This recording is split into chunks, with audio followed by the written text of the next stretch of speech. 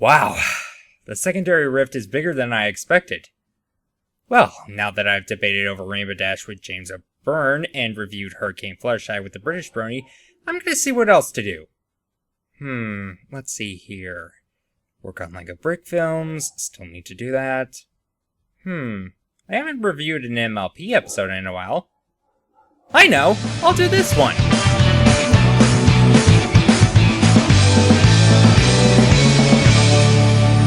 Hello everybody, I'm BrickBrony1894, and today I'm going to be reviewing the 6th episode of Season 3, Sleepless in Ponyville. Now this is the very first episode to focus on Scootaloo. Before then, Apple Bloom and Sweetie were the only members of the CMC to be focused on individually. Now would this be considered fan pandering to all the Scootaloo fanfic writers? No, because Scootaloo is a main character of the show, thus making her the focus of an episode would actually develop her character, which would be significant to the show. So this episode starts out in Ponyville with Scootaloo on her scooter. And I gotta say, this scene is amazing in terms of animation. It's fast and well paced. Plus, the background music adds to the action. Just listen.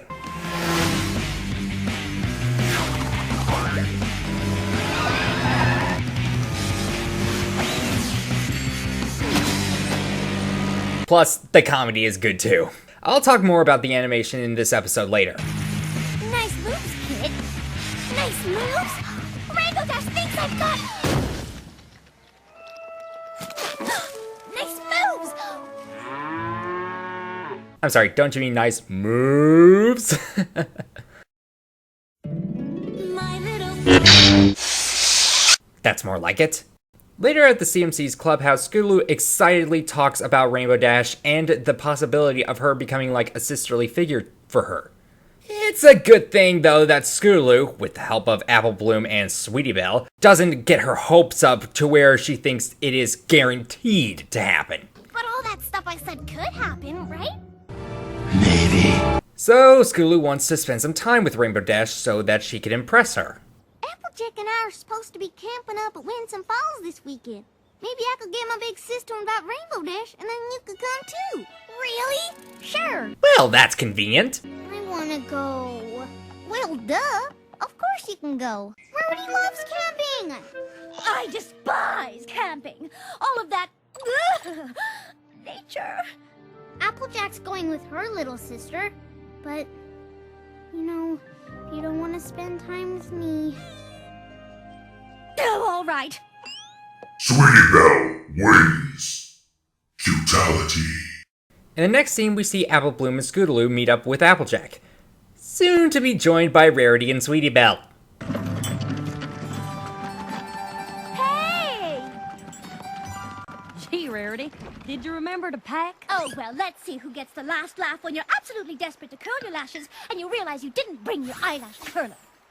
Now, I love the interaction between Applejack and Rarity. I mean, these two ponies have different backgrounds, so seeing them playing off each other is really nice, and also pretty funny too. Now, some may consider this episode to be an improvement on Look Before You Sleep, and I can understand that. While the interaction between Applejack and Rarity in the previous episode did develop their characters, I felt like it was going a little bit too long. And sadly, future Alicorn Princess of Friendship didn't help either. Nerd! I could go on and on about how much better this episode is compared to Look Before You Sleep, but I'll put a link in the description to Mysterious Mr. Enter's review of this episode and how he compares it to Look Before You Sleep. As soon as the five arrive, rhymes, to the first campsite, Rainbow Dash arrives and makes camping look at least 20% cooler.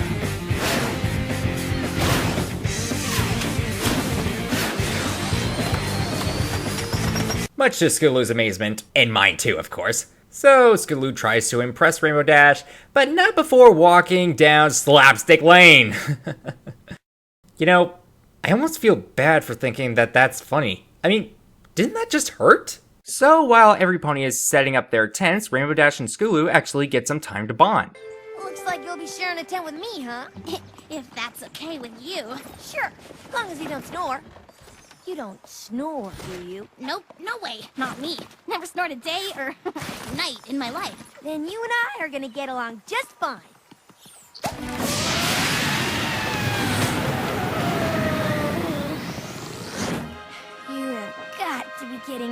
You can say that again. Because I'm about to tell you the best story you ever heard.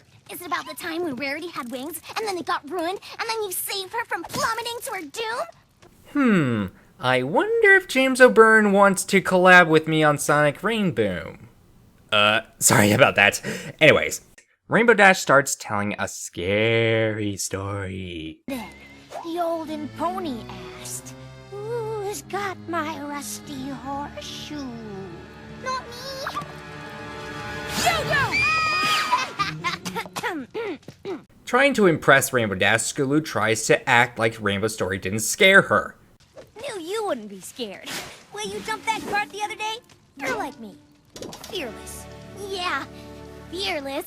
But it turns out that she is scared, of course. Now, Apple Bloom and Sweetie Belle were scared by the story, and they weren't hiding it. Plus, their older sisters are shown to comfort them by telling them that Rainbow's story wasn't real. This is relevant to the moral, or at least my perception of it, which I'll talk more about later. Anyways, when Scootaloo apparently can't sleep, she walks out into... Okay, let's talk more about animation! And how spooky it is! First of all, look at this 360 rotation. This is clearly to show that Scootaloo is now in a different environment. And a spooky one, too. Also, the silhouette lighting was clever to add to the suspense, especially with the olden pony. Or how about the design of the environment? It's almost as if the artist got inspiration from the scary forest from Snow White and the Seven Dwarfs. I've got my rusty horseshoe.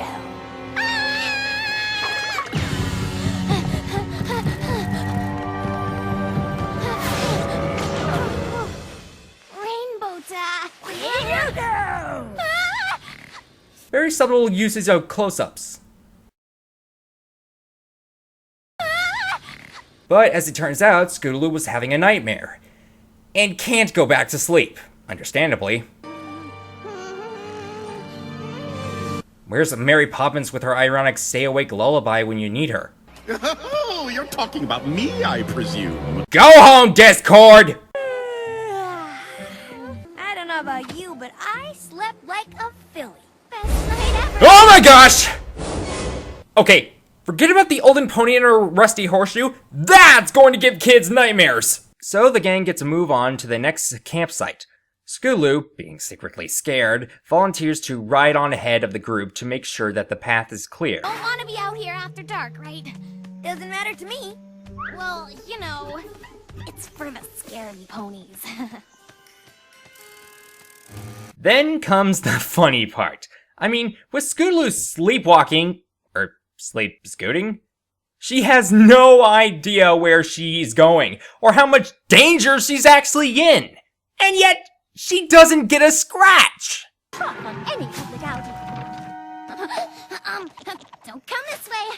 Take the path. It's, way better than going through the bushes. Do you need a little help? That's so sweet. Thank you. What are friends for? Yeah, what are friends for, Miss Element of Generosity? So at the next campsite, Scootaloo is very hesitant to collect wood for fire. Now I do think this is funny, but again, I do feel bad for Scootaloo.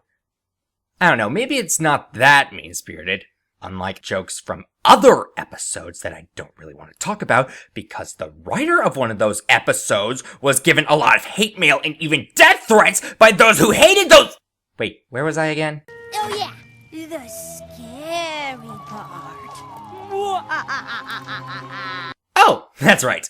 Okay, so the next story is about the Headless Horse. Clearly a reference to the Headless Horseman from Legend of Sleepy Hollow. And I gotta say, Applejack's remarks, or maybe nitpicks, were hilarious. If it doesn't have a head, then how in tarnation does this pony know where it's going? It's headless, not brainless. So where's its brain? Ugh. They were never heard from ever again. Never? Never. Okay, that is definitely worth a point in terms of animation. Ow. Don't worry. You'll be safe with me tonight. It's not time for bed yet, is it? Afraid so, Scootaloo. But we haven't even sung any Campfire songs yet. You don't have to ask me twice. No, please don't! Okay, I will be honest about this. Whenever there is a song in MLP or any cartoon, I usually skip the songs. I'm just more of a fan of instrumental music. However, there are some songs in MLP that I actually like, several of which are from Season 4. Plus, how could I possibly say no to the pony parody of Don't Mine at Night? Anyways, every pony else except Scootaloo is ready to hit the hay. And I gotta say, this is probably the best I've seen Scootaloo acting like she's not scared. Eventually, though, she does fall asleep. And if you listen closely, you can hear the stomping of hooves right before the scene fades into Scootaloo's dream. Speaking of which, I think we all know what's gonna happen.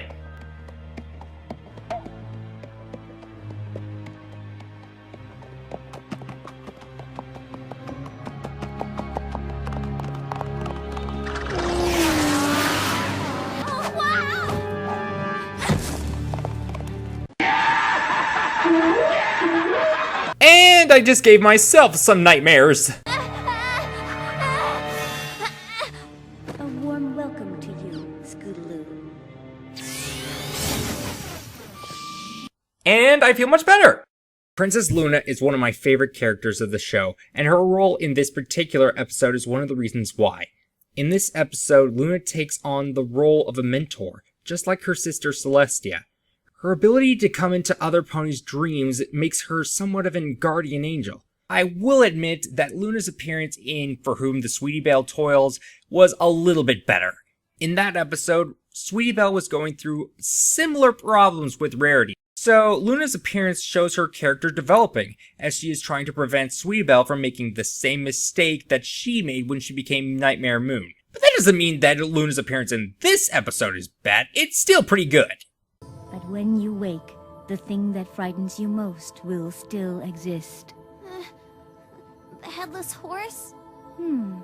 Is the headless horse really what frightens you the most? I'm afraid Rainbow Dash will find out I'm not as tough as she thinks I am. Instead of giving Scootaloo a fear of something that isn't real, the writers gave her a more realistic fear. There was an episode of Thomas the Tank Engine that I remember watching as a kid called Thomas, Percy, and the Dragon.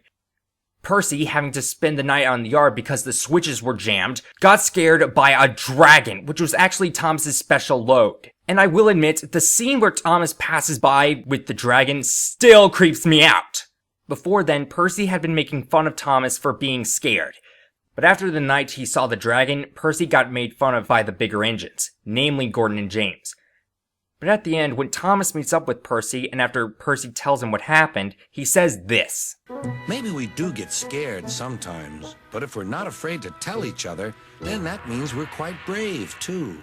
Another way to interpret the moral is that if you are afraid, you should speak up and tell someone that. Every pony must face them in their own way.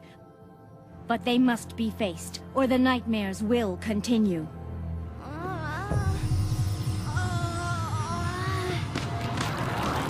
Face your fears! Luna, how is she supposed to face her fears when you say it all creepy like that? Eventually, Scootaloo wakes up. Being provoked by what she thinks is the headless horse, she runs away. Okay, that is pretty funny. So while Scootaloo is running out in the middle of the night, she eventually falls into a river and nearly gets herself killed. I got you! Rainbow Dash! Is that you? Thank you! Thank you! Now, before anyone calls bogus on that, let's just assume that Luna, using her ability to come into others' dreams, told Rainbow Dash what is happening. A lot of people are left to assume that, so I'm gonna go with that conclusion. What were you doing out here in the middle of the night? So Luna prompts Scootaloo to face her real fears, and it leads to my favorite part of this episode.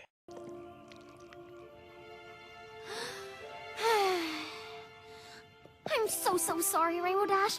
I just wanted you to hang out with me and see how cool I was, so you'd take me under your wing, teach me everything you know, and become like my big sister. But But then you started telling those spooky stories and I got scared. I thought I heard the headless horse, so I ran out here by myself and... well, I guess you know the rest. Hey, I'm gonna tell you something, but if you ever tell any pony else, I'm gonna deny it. First time I heard those stories, I was scared too. You were? Sure. I mean, I got over it because I realized pretty quick that if there was such thing as a headless horse, I could totally take it on. So, you're looking for some pony to take you under their wing, huh? Mm-hmm. Yeah, I might be up for something like that. Really? As long as you don't go falling into any more rivers in the middle of the night. It's a deal. Now, I was worried that this episode would have a comedic bad ending, like in Fairly Odd Parents, Jimmy Neutron, or Modern SpongeBob. But no, this ending reminds me of Thomas, Percy and the Dragon, or Where's God When I'm Scared from VeggieTales. It's not only my favorite scene in this episode, but it's also one of my favorite Rainbow Dash moments, and one of my favorite moments of the whole show. I call sister teams! Last prayer to make it to the falls is a moldy carrot! Ugh, if you insist. It is so hard! They think they can beat the two of us?